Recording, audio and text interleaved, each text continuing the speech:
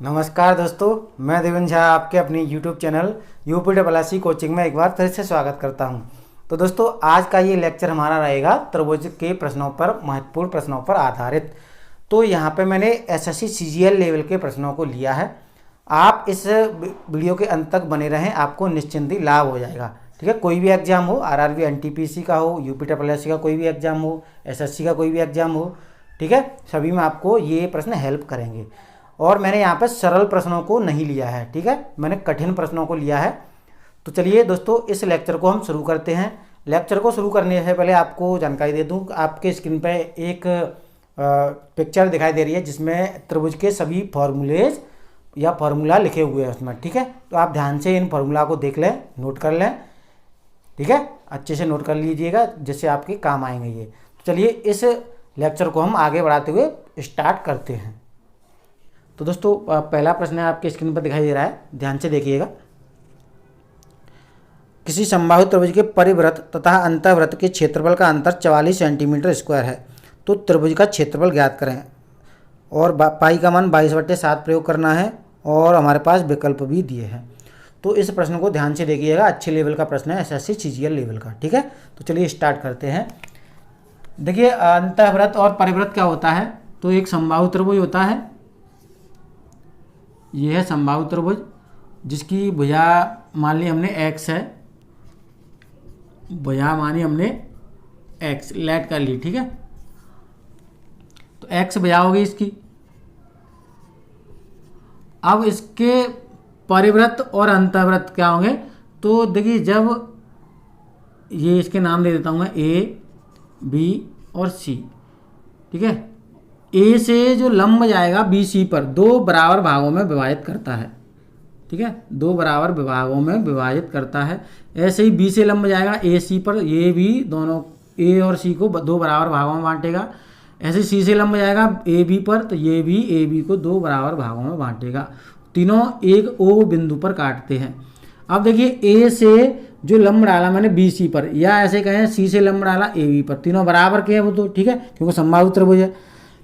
तो यहाँ पे देखिए, ये एक भाग होगा तो इसका दो भाग होगा। ठीक है, इस ओ से ए तक ये दो भाग होगा, ओ से डी तक ये एक भाग होगा। ऐसे ही इधर ये दो भाग है, ये एक भाग है, ये एक भाग है, इधर ये दो भाग है। तो ये आपको ध्यान रखना है। ठीक है, तो ओ से डी तक त्रिज्या ले ली हमने, तो एक अंदर इसके बना दिया हमने, ये अंतःवृत्त हो गया। और ओ से ए तक त्रिज्या ले ली, ये हमारा परिवृत्त हो गया। इस तरीके से आपको सॉल्व करना है सवाल। ठीक है, ये मैंने समझा दिया था स्ट्रक्चर आपको। अब देखिए, प्रश्न को देखते हैं। जब भी ऐसा प्रश्न आता है तो देखिए, अंतःवृत्त की त्रिज्या क्या होती है। अंतःवृत्त की त्रिज्या, अंतःवृत्त की त्रिज्या क्या होती है। देखिए, x मानी है ना हमने, तो भुजा यानी कि x अपॉन 2√3 ये होती है अंतःवृत्त की त्रिज्या। ठीक है, और परिवृत्त की त्रिज्या क्या होगी, परिवृत्त की त्रिज्या तो ये हो जाती है जो भुजा बट्टे √3 यानी x बट्टे √3।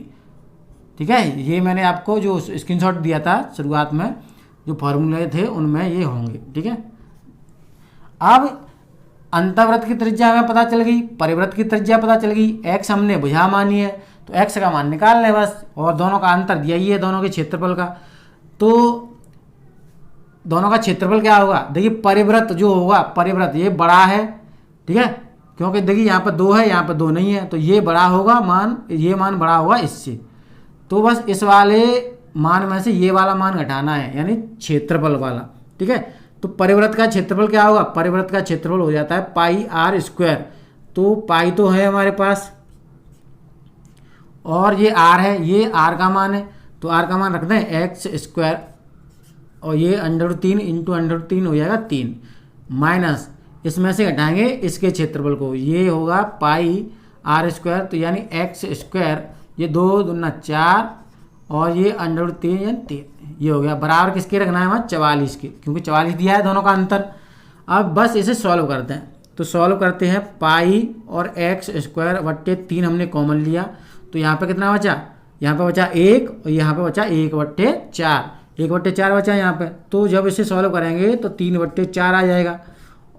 बराबर, देखिए पाई को हम इधर ट्रांसफ़र करते हैं 44 और ये पाई इधर जाएगी, पाई का मान तो रख देते हैं 22/7 यानी 7/22। 22 से 44 2 बार कैंसिल हो जाएगा। ठीक है, अब देखिए 3 से ये 3 कैंसिल हो गया, तो एक्स स्क्वायर का मान कितना बनेगा, एक्स स्क्वायर का मान बनेगा 56। ठीक है, 4 का मल्टीप्लाई इसमें होगा 8 7 56, तो एक्स का मान कितना बनेगा, एक्स का मान बन जाएगा हमारा, एक्स का मान 2√14। ठीक है, क्योंकि 14 चौके 56 होता है, तो ये 2 बाहर निकल के आएगा, तो एक्स का मान यानी एक्स क्या था हमारे पास, एक्स था हमारा भुजा यानी त्रिभुज की भुजा। अब हमें त्रिभुज की भुजा पता चल गई। समबाहु त्रिभुज का मान क्या होता है, समबाहु त्रिभुज का क्षेत्रफल, समबाहु त्रिभुज का क्षेत्रफल होता है √3/4 इंटू भुजा स्क्वायर। तो भुजा कितनी है, ये निकल के आई, तो 2√14 इंटू 2√14। अब देखिए यहाँ से सॉल्व करें, 2 से ये 4 बार 2 बार कैंसिल हो जाएगा, इस 2 से ये कैंसिल हो गया। अब देखिए 14√14 ये इन दोनों का गुणा हो जाएगा, तो 14√3 ये हमारे पास त्रिभुज का क्षेत्रफल आ गया, क्षेत्रफल त्रिभुज, यही हमारा प्रश्न है। ठीक है, त्रिभुज। तो दोस्तों मैं आशा करता हूँ ये वाला प्रश्न आपको बहुत अच्छे से समझ में आया होगा। देखिए अंतःवृत्त की त्रिज्या, परिवृत्त की त्रिज्या हम फिर कभी डिस्कस करेंगे कि ये बेसिक लेवल से ही निकल के आता है, तो आप इसको ध्यान रखें कि जब भी ऐसा प्रश्न आएगा तो अंतःवृत्त की त्रिज्या और परिवृत्त की त्रिज्या ये होंगी, यानी भुजा/2√3 ये अंतःवृत्त की त्रिज्या हो गई, परिवृत्त की भुजा/√3। तो चलिए हम अगले प्रश्न की तरफ बढ़ते हैं। चलिए दोस्तों अगला प्रश्न आपके स्क्रीन पर दिखाई दे रहा होगा। एक समबाहु त्रिभुज की प्रत्येक भुजा 24 सेंटीमीटर है, इसके अंतःवृत्त का क्षेत्रफल क्या होगा। ठीक है, तो चलिए इस प्रश्न को हम सॉल्व करते हैं। अच्छा प्रश्न है, जो पिछला हमने प्रश्न किया था उसी में से ये प्रश्न है। ठीक है, तो चलिए स्टार्ट करते हैं। समबाहु त्रिभुज क्या होता है, जिसकी तीनों भुजाएं बराबर होती हैं। तो यहाँ पर भुजा दी है, ये समबाहु त्रिभुज है, ये भुजा भी 24 है, ये भी 24 है और ये भी 24 है। इसके अंतःवृत्त का क्षेत्रफल ज्ञात करना है।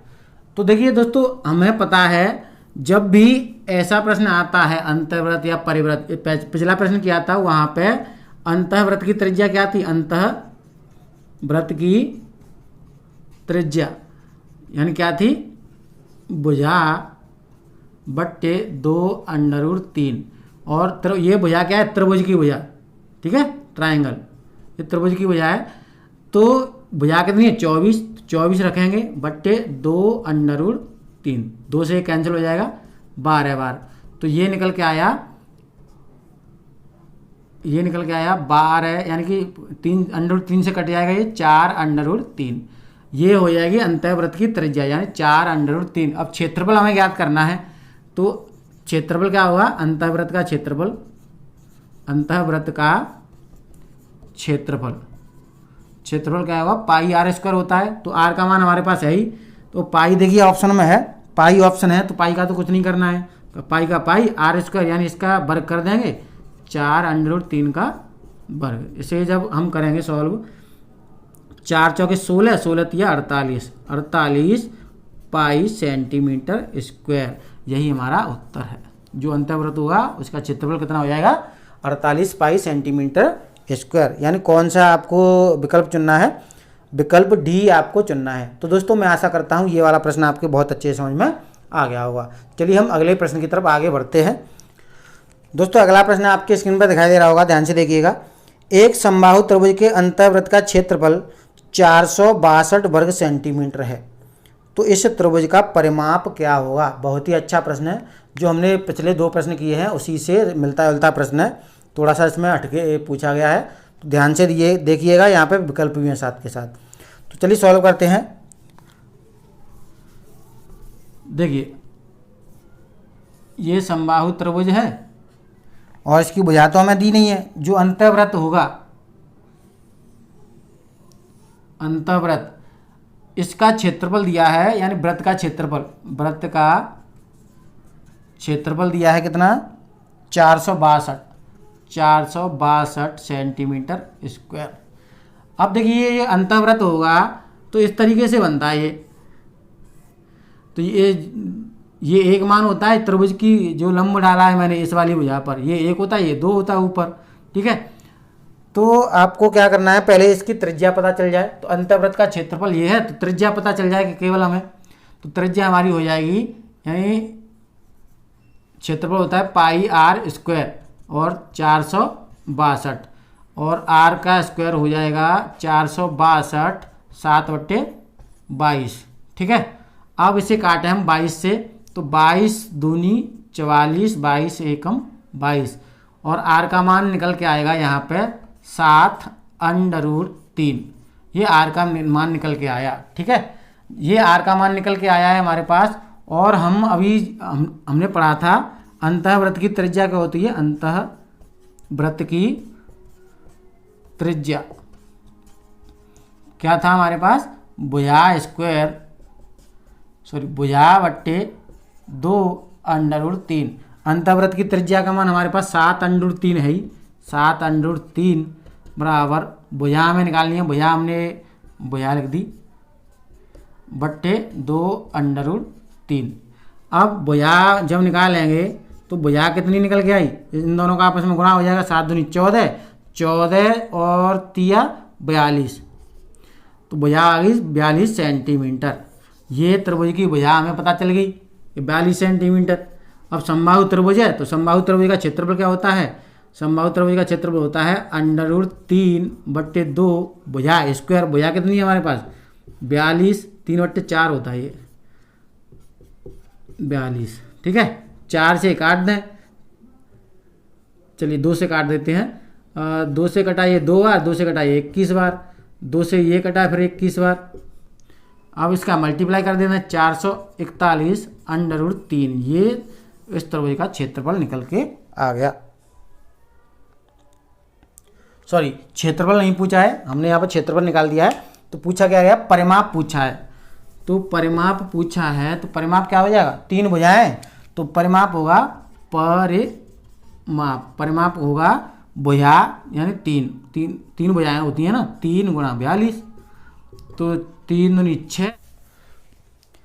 चलिए दोस्तों, आपके स्क्रीन पर एक और प्रश्न दिखाई दे रहा होगा। किसी समद्विबाहु त्रिभुज की 2 भुजाओं की लंबाई क्रमशः 7 सेंटीमीटर तथा 15 सेंटीमीटर है, तो इस त्रिभुज की परिमिति कितनी है। दोस्तों बहुत ही सिंपल प्रश्न है। ठीक है, लेकिन आपको इसकी प्रॉपर्टी, त्रिभुज की प्रॉपर्टी नहीं पता है तो आप इन प्रश्नों को सॉल्व नहीं कर पाओगे। सिंपल प्रश्न है हालांकि ये। ठीक है, चलिए देखते हैं किस प्रकार सॉल्व होगा। 2 समद्विबाहु त्रिभुज, हमारे पास समद्विबाहु त्रिभुज है। समद्विबाहु त्रिभुज यानी समद्विबाहु का मतलब है 2 भुजाएं बराबर हैं, ये आपस में बराबर हैं। ठीक है, और उसने बोला है, ध्यान से देखिएगा, किसी समद्विबाहु त्रिभुज की 2 भुजाओं की लंबाइयां क्रमशः 7 सेंटीमीटर 15 सेंटीमीटर। एक भुजा की लंबाई 7 सेंटीमीटर, एक की हमारे पास 15 सेंटीमीटर। लेकिन त्रिभुज की प्रॉपर्टी क्या कहती है, त्रिभुज की कोई सी 2 भुजाओं का योग तीसरी भुजा से अधिक होता है। तो देखिए समद्विबाहु त्रिभुज है, अगर इसे 7 मानते हैं तो इसे 7 मानेंगे तो ये 15 हो जाएगी। अब इसकी प्रॉपर्टी क्या होती है कि त्रिभुज की किन्हीं 2 भुजाओं का योग तीसरी भुजा से अधिक होता है।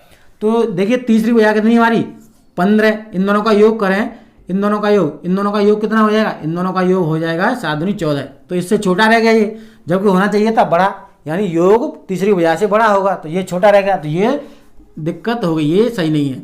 यहाँ पर सही क्या होगा, ये 15 होगी तो ये 15 होगी और ये कितनी रह जाएगी 7। अब ये सही है, कोई सी 2 भुजा ले लें, इन दोनों का योग इससे बड़ा होगा, इन दोनों का योग इससे बड़ा होगा, इन दोनों का योग इससे बड़ा होगा, तो ये दोनों भुजाएं कितनी होगी 15 की, ये 7 की। अब परिमिति की बात की है, परिमिति की बात की है, तो परिमिति क्या होती है, परिधि, यानी ये इसका मान प्लस इसका मान प्लस इसका मान, तो 15 दूनी 30 और 7 37, परिमिति कितनी हुई 7।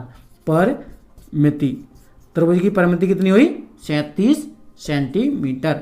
तो दोस्तों मैं आशा करता हूँ ये बहुत ही सिंपल प्रश्न था, लेकिन इसकी जो प्रॉपर्टीज थी बहुत काम की थी। यदि आपको पता था तो आपने चुटकियों में उत्तर लगा दिया, नहीं पता है तो आप इस प्रश्न में सही उत्तर नहीं लगा पाएंगे। यानी कौन सा विकल्प लगाना है आपको, दूसरा नंबर यानी बी विकल्प। चलिए आगे बढ़ते हैं अगले प्रश्न की तरफ। दोस्तों अगला प्रश्न है आपके स्क्रीन में दिया है, एक समबाहु त्रिभुज की प्रत्येक भुजा में 2 सेंटीमीटर की वृद्धि करने पर इसके क्षेत्रफल में 2√3 वर्ग सेंटीमीटर की वृद्धि हो जाती है। तो त्रिभुज की प्रत्येक भुजा की लंबाई कितनी है? ऑप्शन है आपके दी। तो ध्यान से देखिएगा, इस प्रश्न को सॉल्व करते हैं। अच्छा प्रश्न है। समबाहु त्रिभुज की प्रत्येक भुजा में कोई समबाहु त्रिभुज है, कोई समबाहु त्रिभुज है, हमें नहीं पता कितने का है, तो लेट कर लिया हमने। लेट इसकी भुजा कितनी होगी? एक्स।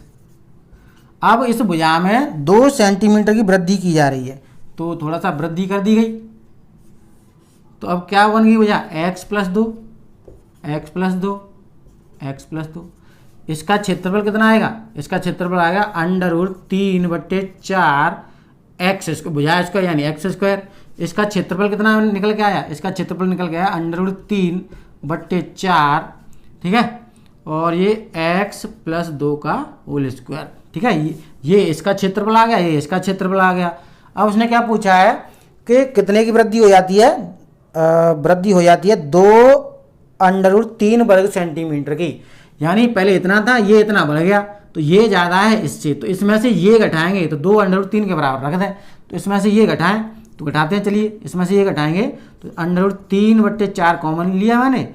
अब इसे सॉल्व करें, एक्स स्क्वायर प्लस 4 और ये माइनस ये एक्स स्क्वायर बराबर कितना रखें हम? बराबर रखें हम 2√3 के बराबर, क्यों दिया है? देखिए एक्स स्क्वायर से एक्स स्क्वायर कैंसिल हो गया। अब यहाँ पर देखिए क्या बचा है? 4 और 4x ये बचा है, तो इसे हम उधर ट्रांसफर देखिए, √3 से √3 कैंसिल हो गया। अब यहाँ पे क्या बचा? 4 + 4x बराबर 4 दूनी 8, ठीक है। 4x बराबर कितना बचा? 4x बराबर बचा यहाँ पे हो जाएगा 4, x बराबर कितना आया? 1, x बराबर 1 आया। तो यानी भुजा कितनी थी हमारी? भुजा थी हमारी 1 सेंटीमीटर, ठीक है। x कितनी थी? x ही तो मानी, x का मान कितना आया? x का मान आया 1। तो आपको पहला विकल्प ही टिक करना है, यानी कौन सा विकल्प? ए विकल्प, 1 सेंटीमीटर भुजा थी। तो दोस्तों ये प्रश्न भी आपके बहुत अच्छे समझ में आ गया होगा। चलिए दोस्तों हम आगे बढ़ते हैं अगले प्रश्न की तरफ। अगला प्रश्न आपके स्क्रीन पर दिखाई दे रहा है, ध्यान से देखिएगा। एक समबाहु त्रिभुज की प्रत्येक भुजा 2√3 सेंटीमीटर है, इसकी ऊंचाई कितनी है? बहुत ही अच्छा सवाल है, ध्यान से देखिएगा, ठीक है। इतना सरल प्रश्न नहीं है ये, अक्सर करके ऐसे प्रश्न एग्जाम में आते हैं। तो चलिए सॉल्व करते हैं। समबाहु त्रिभुज दिया है जिसकी प्रत्येक भुजा है 2√3 सेंटीमीटर, 2√3 सेंटीमीटर, 2√3 सेंटीमीटर, 2√3 सेंटीमीटर, ये समबाहु त्रिभुज है। इसकी ऊंचाई कितनी है? ऊंचाई याद करनी है, ये ऊंचाई, ठीक है, ये ऊंचाई याद करनी है। समकोण त्रिभुज का क्षेत्रफल 1/2 आधार कितना रहेगा? इतना रहेगा 2√3 इंटू ऊंचाई कितनी है? h मान लें, h, और समबाहु त्रिभुज है तो इसका क्षेत्रफल कितना रहेगा? इसका क्षेत्रफल रहेगा √3/4 और भुजा स्क्वायर, तो भुजा स्क्वायर करेंगे तो 4 × 3 ये हो जाएगा, 4 से 4 कैंसिल हो गया, √3 था ये √3 गया, ठीक है, ये कैंसिल हो गया। अब यहाँ पे हमारे पास बचा क्या? 2 से ये 2 कैंसिल हो गया, तो h कितना आया? h आया हमारे पास 3 निकल के, यही हमारा उत्तर है। तो h कितना बना? h का मान हो गया 3। इसकी ऊंचाई कितनी हुई? 3 सेंटीमीटर। तो दोस्तों मैं आशा करता हूँ ये वाला प्रश्न भी आपको बहुत अच्छे समझ में आ गया होगा। बस बहुत ही सिंपल प्रश्न हो जाते हैं, लेकिन आपको इनकी प्रॉपर्टीज पता होनी चाहिए, फॉर्मूले पता होनी चाहिए, ठीक है। चलिए आगे बढ़ते हैं। तो दोस्तों अगला प्रश्न है, बहुत ही अच्छा प्रश्न है, आपके स्क्रीन पर आ रहा है, अच्छे लेवल का प्रश्न है। 6 सेंटीमीटर भुजा वाले एक समबाहु त्रिभुज के कोनों को काटकर एक समषट्भुज बनाया गया, इस समषट्भुज का क्षेत्रफल कितना है? तो ध्यान से देखें, इस प्रश्न का हम बहुत ही अच्छे तरीके से सॉल्व करेंगे, साथ के साथ ऑप्शन भी है। तो एक समबाहु त्रिभुज है 6 सेंटीमीटर का, 6 सेंटीमीटर भुजा का एक समबाहु त्रिभुज है। ये भुजा 6 सेंटीमीटर, ये भुजा 6 सेंटीमीटर, ये भुजा 6 सेंटीमीटर। इसके कोनों पर काट दिया और समषट्भुज बना दिया। तो देखिए कोनों पर काटेंगे तो ये 6 भुजाएं हमारी, वो 6 सेंटीमीटर की भुजा है, तो इस पर काटेंगे तो ये काट दी हमने, ये काट दी और ये काट दी, ये कोने पर काट दी हमने। अब हमें करना क्या है? क्या हमें समषट्भुज रखना है, यानी सभी भुजाएं इसकी बराबर होनी चाहिए। तो देखिए ये 6 पूरी हो जाती, ये 2 हो गई, ये भी 2 बची और ये भी 2 हो गई। ऐसे ये 2, ये 2 और ये 2, ये 2, ये 2, ये 2, इस तरीके से 2-2 भाग में हमने इसे बांट दिया। ठीक है, वेरी सिंपल। अब पूरे त्रिभुज का क्षेत्रफल हम निकालना है, तो पूरे त्रिभुज का क्षेत्रफल कितना है? बड़े त्रिभुज का, बड़े त्रिभुज का क्षेत्रफल हो जाएगा √3/4 भुजा स्क्वायर, यानी भुजा कितनी है? 6, तो 36, तो 4 से ये कट गया कितने बार? 4 से कटा 9 बार, तो 9√3 आ गया बड़े त्रिभुज का क्षेत्रफल। अब देखिए हमारे पास छोटे छोटे 3 त्रिभुज हैं, ये 2 है, ये 2 है, तो ये भी 2 होगी, तो 2-2 सेंटीमीटर आकार के 3 त्रिभुज हैं, समबाहु त्रिभुज। तो 3 त्रिभुज हैं यानी छोटे त्रिभुज की जब निकालें हैं तो √3/4 भुजा कितनी है? 2 गुणा 2, ये एक, यानी ये छोटे त्रिभुज 1 का हो गया। लेकिन हमारे पास छोटे त्रिभुज कितने हैं? 3, तो 3 त्रिभुज हैं, 3 से इसमें मल्टीप्लाई कर दिया, तो देखिए 2 से 2 ये 4 कैंसिल हो गया, तो ये छोटे त्रिभुज तीनों का योग करके आ गया 3√3। अब ये बड़े त्रिभुज का क्षेत्रफल है पूरे बड़े का, और ये छोटे छोटे 3 त्रिभुजों का क्षेत्रफल है। तो इस क्षेत्रफल में से ये वाला क्षेत्रफल घटा दें तो हमारे पास कितना बचेगा? हमारे पास इस षटभुज का ही तो क्षेत्रफल बचेगा, तो इसमें से घटा दें बस। तो 9√3 माइनस 3√3, तो 9 में से ये घटा 6 आ गया, 6√3, यही हमारा उत्तर है। तो आपको कौन सा विकल्प टिक करना है? आपको विकल्प 6√3, तो 6√3 हो जाएगा तीसरा विकल्प, यानी सी विकल्प आपको लगाना है। तो दोस्तों ये प्रश्न भी आपके बहुत अच्छे समझ में आया होगा। चलिए हम आगे बढ़ते हैं अगले प्रश्न की तरफ। चलिए दोस्तों, आज के इस लेक्चर का अंतिम प्रश्न है, एक वर्ग तथा एक समबाहु त्रिभुज एक ही आधार पर बनाए गए हैं, इनके क्षेत्रफलों का क्या अनुपात होगा? हमारे पास विकल्प हैं, एसएससी 2005 का ये प्रश्न है। ठीक है, तो एक वर्ग तथा एक समबाहु त्रिभुज एक ही आधार पर बनाए गए हैं। देखिए ये वर्ग है, ठीक है, और ये हो गया इस त्रिभुज। ठीक है, इस तरीके से झोंपड़ी टाइप का बन गया। एक वर्ग तथा एक समबाहु त्रिभुज एक ही आधार पर बनाए गए हैं, इनके क्षेत्रफलों का अनुपात ज्ञात करें। तो दोस्तों ध्यान दें, त्रिभुज कैसा है? त्रिभुज है समबाहु। तो देखिए कोई भी भुजा मान लें, जैसे वर्ग है, वर्ग की कोई भी भुजा मान लें, कुछ ही मान लें, 2, 4, 6, ठीक है, वो अपनी तरफ से छूट है। तो यहाँ पे मैं मान लूँ कि ये जो वर्ग है इसकी एक भुजा 2 है, तो ये 2 भुजा होंगी सभी। अब समबाहु त्रिभुज है, समबाहु त्रिभुज ये इसका बेस है, तो 2 आ रहा है, तो ये भी 2 होगा, ये भी 2 होगा। अब उसने पूछा क्या है? उसने पूछा है इनके क्षेत्रफलों का अनुपात बताना, यानी वर्ग और समबाहु, वर्ग का क्षेत्रफल और समबाहु त्रिभुज का क्षेत्रफल। ठीक है, ये निकालना है। पहले वर्ग का क्षेत्रफल आएगा, वर्ग का क्षेत्रफल, और उसके बाद त्रिभुज का क्षेत्रफल, ये निकालना है आपको। तो देखिए वर्ग का क्षेत्रफल कितना हो गया? वर्ग का यानी वर्ग या वर्ग यानी 4 हो जाएगा। समबाहु त्रिभुज का क्षेत्रफल क्या होता है? समबाहु त्रिभुज का क्षेत्रफल होता है, ये होता है √3/4, ठीक है, गुणा भुजा स्क्वायर, भुजा कितनी है? 2 यानी 4।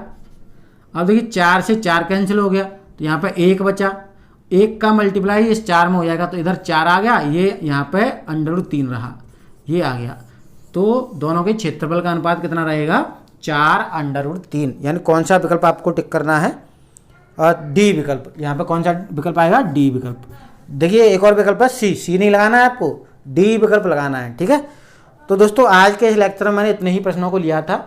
यदि आपको मेरे बताए गए प्रश्न अच्छे लगे हों, ठीक है, तो आप हमारी वीडियो को लाइक अवश्य करके जाइएगा, और कमेंट बॉक्स में कमेंट करके बताइएगा यदि आपको कोई दिक्कत आई हो, कोई भी प्रश्न आपके समझ में नहीं आया हो तो। ठीक है, तो चलिए जल्दी से सब्सक्राइब करने के बाद बेल आइकन को प्रेस कर दें, ऑल नोटिफिकेशन रखना है आपको। ठीक है, उसके बाद जब भी वीडियो आएगा तो उसका नोटिफिकेशन सबसे पहले मिल जाएगा आपको। तो आज के लेक्चर में बस यहीं पर समाप्त करता हूँ। धन्यवाद, राम राम, पढ़ते रहिए। ठीक है, और आगे बहुत सारे एग्जाम होंगे जब भी ये लॉकडाउन खुल जाएगा, तो तैयारी में आप थोड़ा थोड़ा पढ़ते रहिएगा। ठीक है, धन्यवाद, राम राम।